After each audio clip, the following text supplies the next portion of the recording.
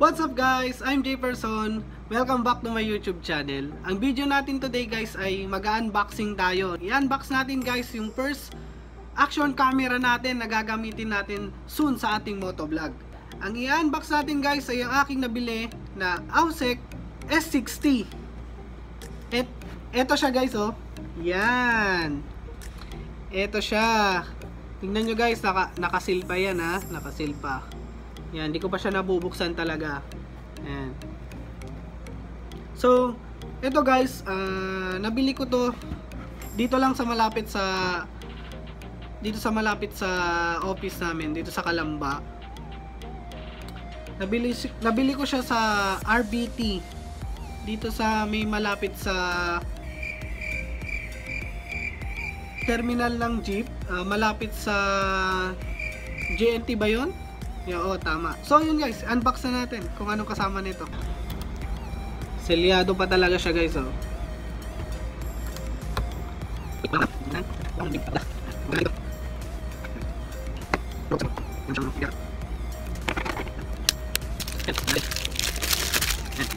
So ang first impression ko dito guys, para naman siya talagang legit, which is legit naman talaga siya, pero I mean kumpara sa mga GoPro ganun, kung titignan mo siya, parang ganun din naman siya, no?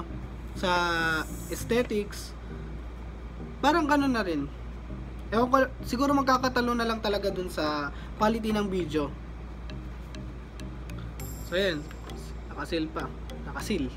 Baka, hindi yung sale guys ha, seal.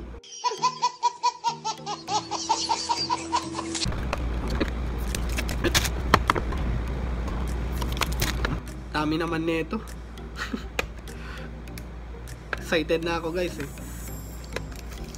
Kasi matagal ko na talagang gusto magkaroon ng action camera guys, kasi syempre ang napili nating i-content is motovlogging. So syempre kung gusto mo mag motovlog, talagang kailangan mo nito. Kahit mura lang siya guys, madami naman siyang magagandang review sa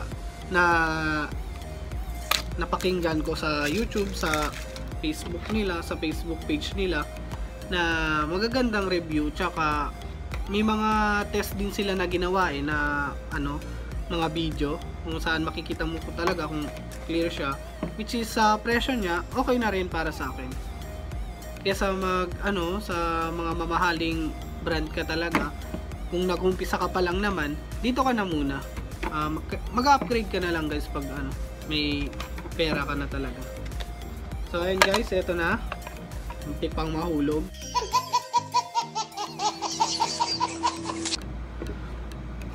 Yan. Yan yung camera. Ooh. Nice. Unang-una, syempre kita mo naman dito is yung camera na agad na nakalagay na siya sa kumbaga naka-set up na siya. Nakalagay na yung waterproof case niya. Ano ba ito tanggalin? Unang-una, syempre halata naman yung camera. Yung camera, no? Tabi muna natin. Kung ano pa yung mga kasama dito sa niya. Kasama ba to? Kasama dito sa box ng ulog pa. So ayun, ano ba to? Cable, siguro sa to? Charger or ewan ko. USB cord. Yan. Next, ito, remote ata to. Yes. Tama, remote na to. Meron siyang pang picture tsaka pang video.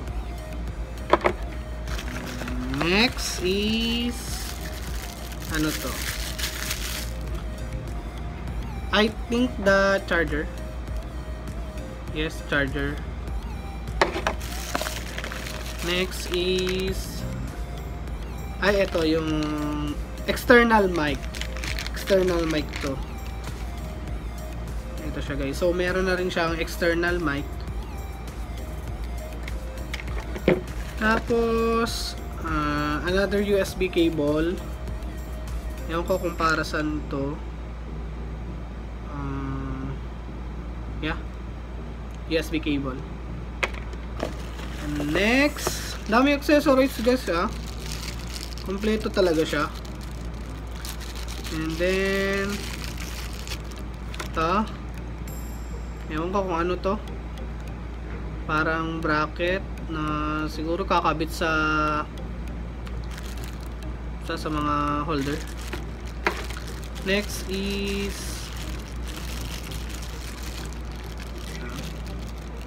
ano ba to? Ito may 3M siya na pandikit. Para saan ba to? Search ko na lang.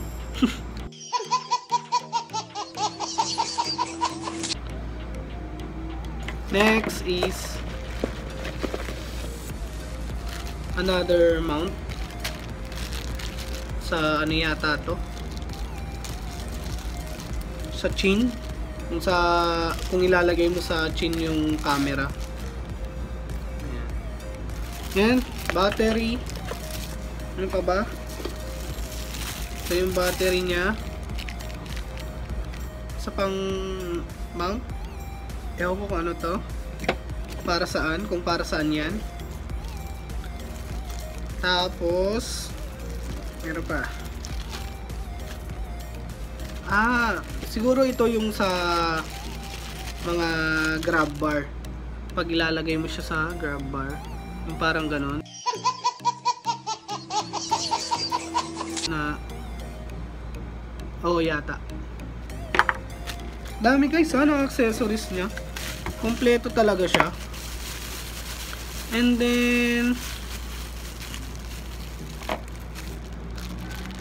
dalawa pang ganun na ano, ito mga mount ba tawag dito, basta madami. Another one, ito pa, hindi ko alam kung para saan yan. I-arrange natin mamaya, papakita natin kung lahat ng accessories na kasama. Ito pa, ito yata yung case. Next is ano to, parang strap.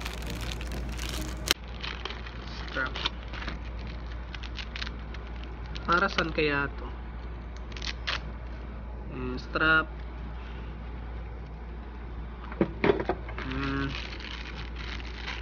Another one, strap again, strap. Next, ewan ko kung para saan to, pero parang cable tie, dalawang cable tie, tapos extra na pandikit, tapos ito, di ko alam kung para saan to, search na lang natin. And then user's manual, yan, kailangan natin to pala. Nandito pala lahat guys kung paano siya i-set up. So ayun guys, no, ito na yung lahat ng accessories. Nalabas ko na, wala na dito sa karton. So ang gagawin natin ngayon, i-arrange ko muna siya. Ay wait lang, may free pa pala siyang 32 gig na memory card, SanDisk Extreme. Yan, free na rin siya guys. Plus ito, Motowolf motorcycle camera bracket, aluminum alloy, 360 rotation, for motorcycle. Yan. Buksan na rin natin. So ang laman niya is ito. Wow, parang maganda siya. Plus user's manual yata to. Naka Chinese guys, di ko mabasa.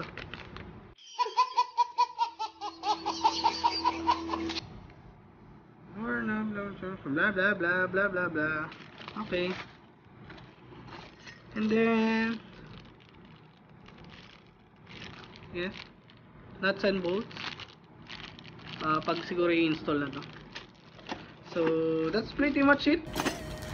Wala na. So i-arrange ko muna guys para makita nyo lahat, kung makita nyo lahat yung ano, yung mga accessories na. So ayun guys, no, yan na yung lahat ng accessories na kasama.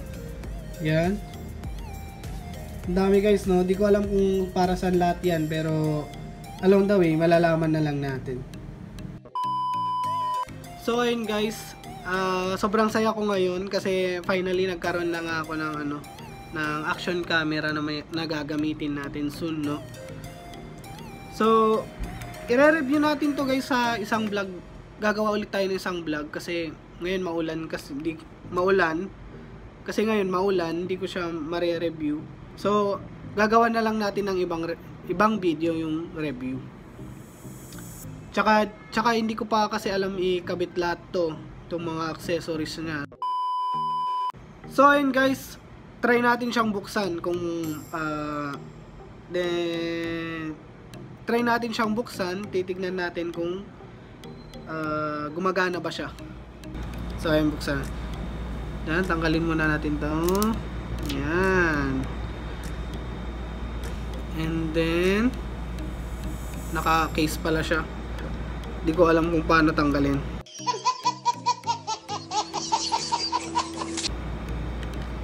Baka masira.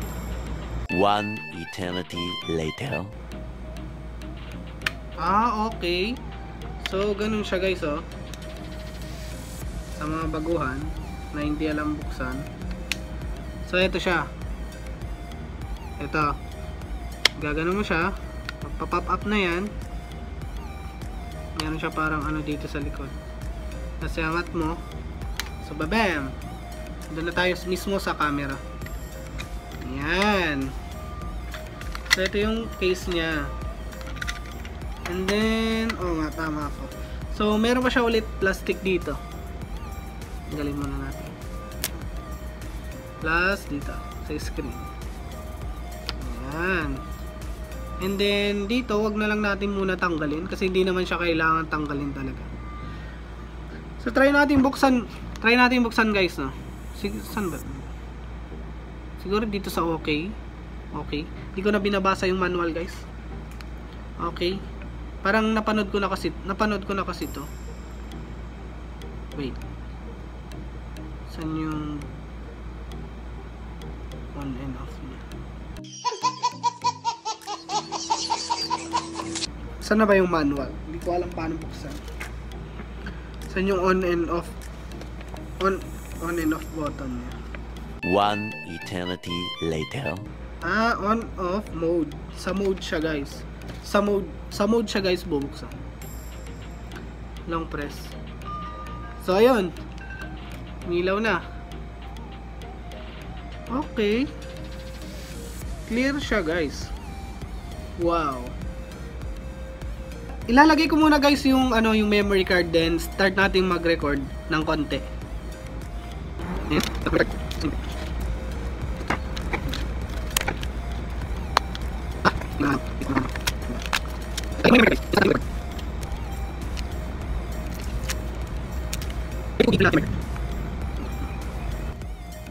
Ayun. Nalagay na natin, nalagay ko na. So ayun guys, papakita ko sa inyo yung video quality.